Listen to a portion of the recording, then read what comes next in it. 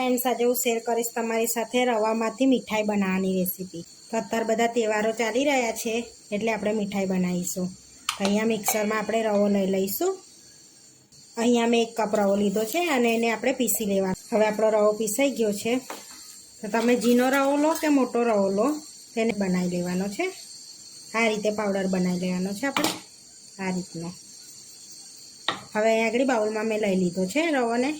હવે આપણે કોપરાનું છીણ લઈશું મિક્સરના બાઉલમાં અને એ જ માપથી આપણે દૂધ લઈશું અને આપણે પીસી લેવાનું છે।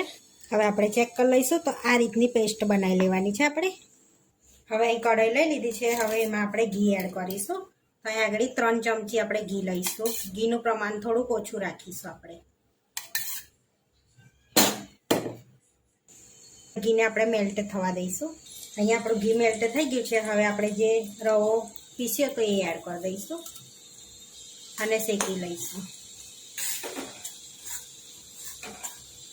આ રવાને આપણે જેથી કલર ચેન્જ નથી થવા દેવાનો, શેકવાનો છે। એને 5 થી 7 મિનિટ આપણે શેકીશું, જેથી રવો ફૂલી જાય ને એટલું આપણે શેકીશું એને। જો આ રીતે આપણો રવો ફૂલશે। રવો શેકાયેલો હોય ને એટલે કાચો સ્વાદ ના લાગે રવાનો આપણે। હવે આપણો રવો સરસ ફૂલી ગયો છે। હવે 1/4 કપ આપણે ખાંડ એડ કરીશું એની અંદર અને બીજો અડધો કપ ઉમેરીશું, એટલે 1/2 કપ આપણે 1/4 કપ 1/2 કપ ખાંડ ઉમેરીશું અને મિક્સ કરી લઈશું। હવે જે કોપરાનું મિશ્રણ બનાવ્યું હતું ને એ એડ કરી દઈશું આપણે અંદર।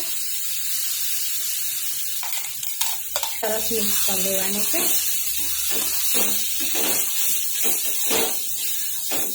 દૂધનો ભાગ હોય ને એ બધો બળી જાય ને ત્યાં સુધી આપણે એને મિક્સ કરવાનું છે અને ચલાવતું રહેવાનું છે, જેથી ખાંડ બી ઓગળી જાય।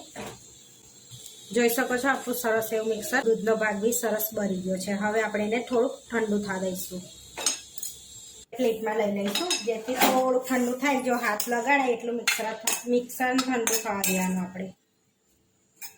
આ રીતે સેજ પોરું કરી દેવાનું આપણે, જેથી ઠંડુ એટલું થોડુંક થઈ જાય આપણે હાથ લગાડે ને એટલું। હવે આપણું મિશ્રણ થોડું ઠંડુ થઈ ગયું છે તો મિલ્ક પાવડર એડ કરીશું।